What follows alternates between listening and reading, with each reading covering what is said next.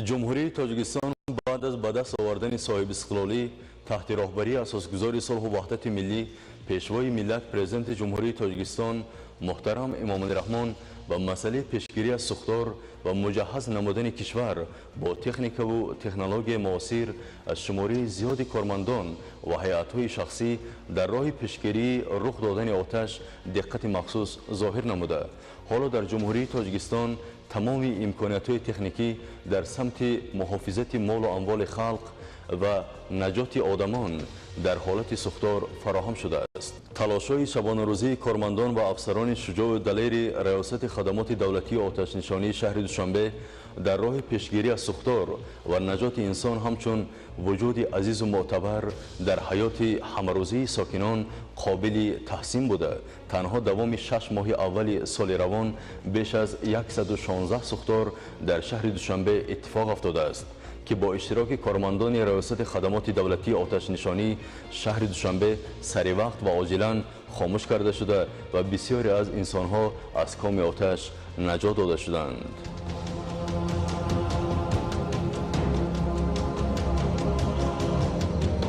در بین 4 عنصر بزرگ طبیعت از قبیل باد و خاک و آب و آتش که پیدایش کائنات و ظهور عالم نباتات و حیوانات و آغاز موجودات زنده مربوط به آن است، آتش موقع بزرگ و جایگاه مخصوص را اشغال می نماید. ما می توانیم به این عنصر کلیدی طبیعت از دو جنبه نگاه کنیم. یکی آن است که آتش به عنوان روشنی برای انسانیت گرمی و انرژی را فراهم می آورد و دیگر جنبه منفی آن است که در صورت سر زدن آتش در یگان مکان، کارخانه، منزل استقامتی، بیشه‌زار و غیره عاقبت ناگوار به وجود خواهد آمد. مسئله سوختار و آتش سوزی ها در جهان یکی از مشکلات قدیم در حیات انسانیت بوده. این روند محض در 2 قرن اخیر یعنی پس از انقلاب صنعتی در جهان به اوج اعلای خود رسیده است. طبق یکی از سبب‌های اوج گرفتن سوختارهای شدید در جهان این پیش از همه رشد ساحه صنعت و تکنولوژی، زیاد شدن محصولات پلاستیکی در دنیا، تغییرات کلی در وضع دموگرافی و زیاد شدن اهالی جهان، تأثیر آنتروپوگنی جمعیت، تغییریابی با سرعت اقلیم، خشکسالی‌ها، بالا رفتن سال به سال سطح و درجه گرمی در سیاره زمین، کم نظارتی در حیات جامعه در راه به خطری از سوختار و غیره می باشد.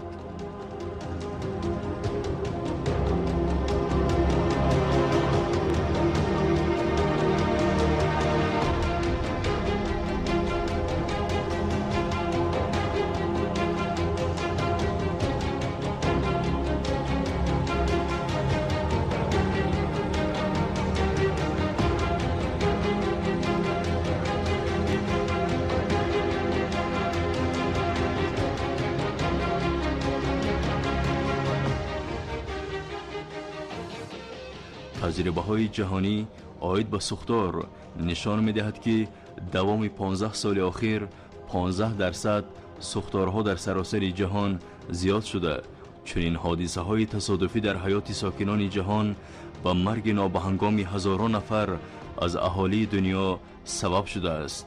در این روند می توانیم به مثال های زیاد اکتفا نماییم. طبق آمارهای رسمی سازمان ملل متحد همه ساله در جهان 13 میلیون هکتار جنگلزارها در مناطق گوناگون کشورهای ساحلی و کوهستانی و دولت‌هایی که دارای بیشه‌زارهای بزرگند از سبب سوختار نابود می‌گردند. سبب به وجود آمدن آتش در این جنگل‌ها گرمی زیاد، دخالت بی‌واسطه آدمان به وضع اکولوژی جنگلزارها و دیگر سبب‌های آنتروپوگنی است. از سوی دیگر با وجود آمدن سوختارهای شدید در جنگل‌های منطقه آمریکای لاتینی با خصوص در بیشه‌زاران ساحل دریای آمازون که جنگل‌های اهالینشین ایالت کالیفرنیا ایالات‌های متحده آمریکا، سوختارهای طولانی در بیشه‌زاران قطعه استرالیا، آتش گرفتن جنگل‌های تاریخی در اسپانیا و پرتغال،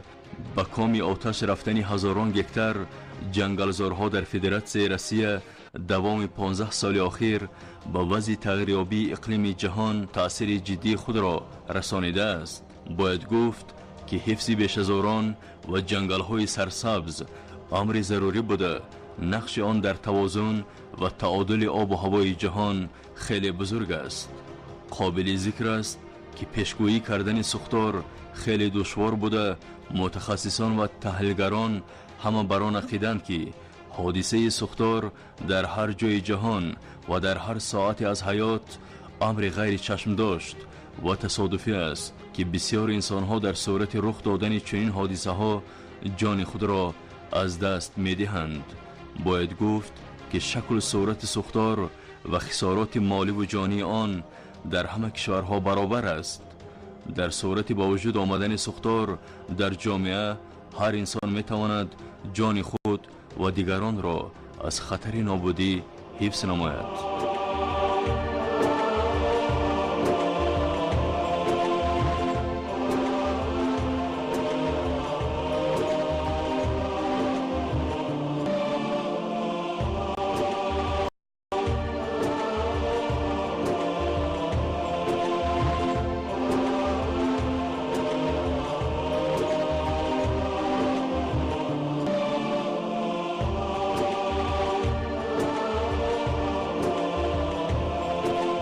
در حادثه ناگوار و سوختار شدیدی که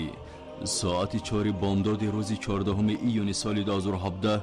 در بینای بزرگ استقامتی شهر لندن به نام برج گرنفل اتفاق افتاد، بیش از 80 نفر از قبیل کودکان و مادران، شهروندان خود بریتانیا، مهاجران و پناهجویان دیگر کشورهای جهان جان خود را از دست داده. شماره ناپدید شدگان و مجروحان این سوختار به صدها نفر رسید. این حادثه غیر چشم داشت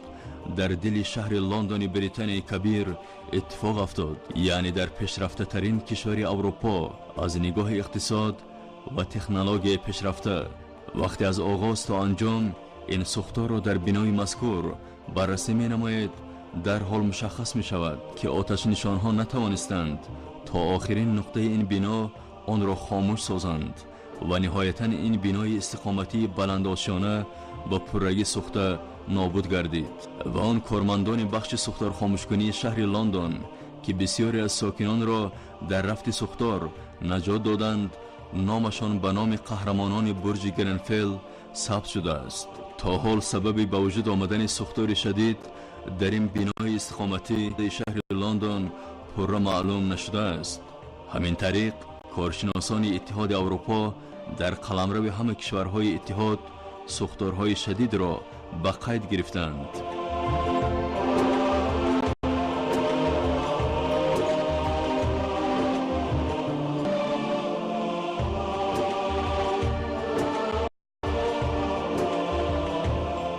طبق آمارهای رسمی کشورهای اروپا دوام سالهای 2016 2017 و 2018 شماره سوختارها زیاد به قید گرفته شده است. تنها در سوختارهای شدیدی جنگل‌های جنوبی پرتغالیا که ماه ایون سال 2017 اتفاق افتاد، زیاده از 50,000 هکتار جنگل و منطقه‌های اهالی نشین با پررگی نابود شدند که از سبب این سوختار 64 نفر به هلاکت رسیده، 160 نفر دیگر مجروح شدند. طبق گزارش حکومت پرتغالیا بیش از 1800 آتش نشان در راه خاموش کردن آتش سوزی ها در این منطقه اشتراک نمودند. خسارات مالی و جانی مردم پرتغالیا از این سوختار شدید به میلیون ها دلار آمریکایی می رسد. تحلیل های علمی و آمارهای رسمی داخلی کشورهای جهان نشان می دهد که پیشگیری سوختار در بناهای معماری، خانه‌های استقامتی، کارخانه‌های صنعتی، بازارها و مغازه‌ها مهمتر از سوختارهای منطقه‌های بدون اهالی نشین است، زیرا در مکان‌های معماری و اجتماعی که اهالی به سر میبرند پیش از همه جان انسان‌ها در خطر است و از این رو در مرحله پرحساس و ظهور سوختار در هر مکان و زمان نجات انسان و حفظ امنیت آن مهمتر به نظر می رسد. همین طریق امروز در همه نقاط جهان سوختارهای شدید به قید گرفته می شوند که بخش عمده این سوختارها سببگار قتل انسانها در سراسر جهان می شوند.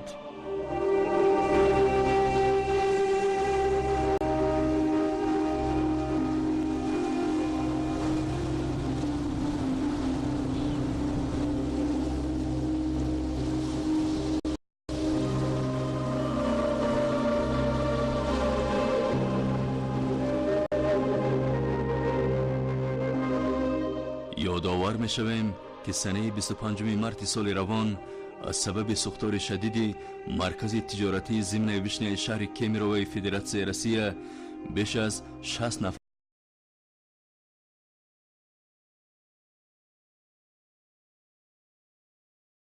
به هلاکت رسیده و ده نفر دیگر زخمی گردیدند که بخش عمده هلاک شدگان را کودکان و نورسان تشکیل می نمایند.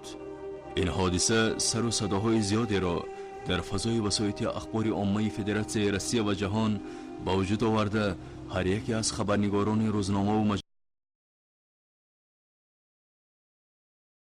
اطلاعاتی، شبکه‌های اجتماعی اینترنت و شبکه‌های تلویزیونی با نگاه‌های گوناگون چنین حادثه تصادفی را گیری نمودند. گفته می شود که چنین حادثه در تاریخ 20 سال اخیر فدراسیون روسیه از جمله حادثه های فوق العاده و ناگواری می باشد که از سبب آن نفران زیاد جان خود را از دست دادند. ما در این سوختار شدید که در یک مدت کوتاه تمام اطراف بینای تجارتی را در بر گرفت شاهد اخبار غم‌انگیز گشتیم که آن دل و دیده بسیاری از مادران را داغدار نموده در این آتش سوزی کودکان زیاد در حلقه پیوندان خود و حتی بعضیشان به حضور پدران و مادران خود در زیر دود و آتش به هلاکت رسیدند.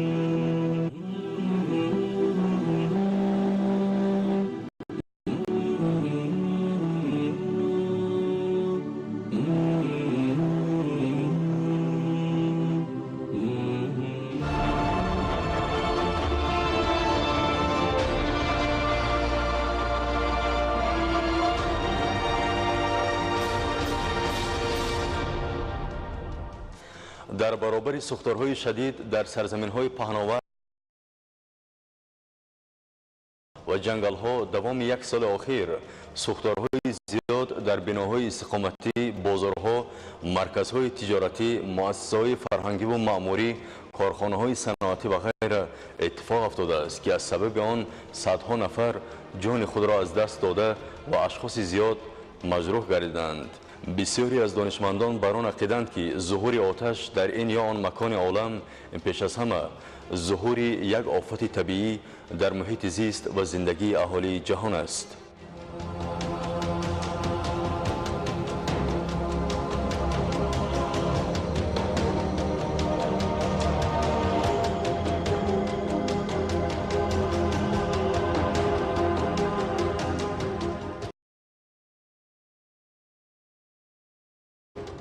در زمان صاحب استقلالی جمهوری تاجیکستان تحت رهبری و هدایت‌های اساسگذار صلح و وحدت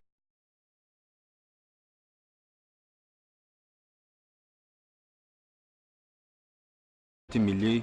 پیشوای ملت پرزیدنت جمهوری تاجیکستان محترم امام رحمان ریاست خدمات دولتی آتش نشانی شهر دوشنبه با پیشرفته ترین تکنولوژی معاصر و متخصصان ورزیده تأمین گردید. باید گفت که ریاست خدمات دولتی آتش نشانی شهر دوشنبه در فعالیت خود پیوسته کوشش میکنند تا خردترین چشمه آتش که بهر بکام خود فرو بردن اموال و دارایی آدمان علنگه میگیرد سری وقت خاموش نمایند. 10 ساله نهم است که کارمندان این ساختار دولتی بهر حفظ آدمان و مال و اموال آنها خدمت صافدلانه و شایسته کرده ایستادند. هدف و شعار یگانه کارمندان این ساختار نجات دهنده از روزهای نخستین تأسیس یابیش تا کنون پیشگیری حالتهای سر زدن این ساختار، نجات خلق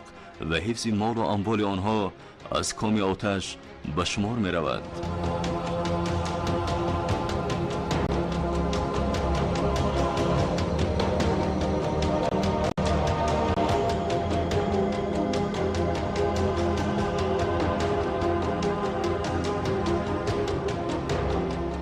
این مسئله در مقایسه به نظر گیریم خدمات آتش نشانی در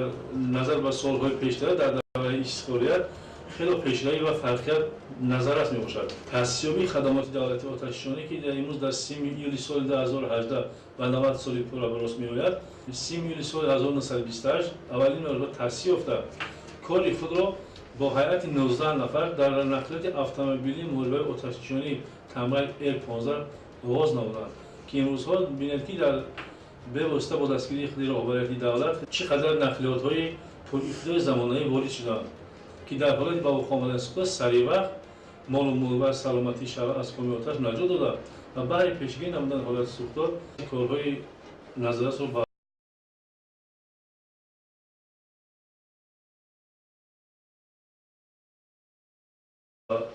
به سون می‌رساند.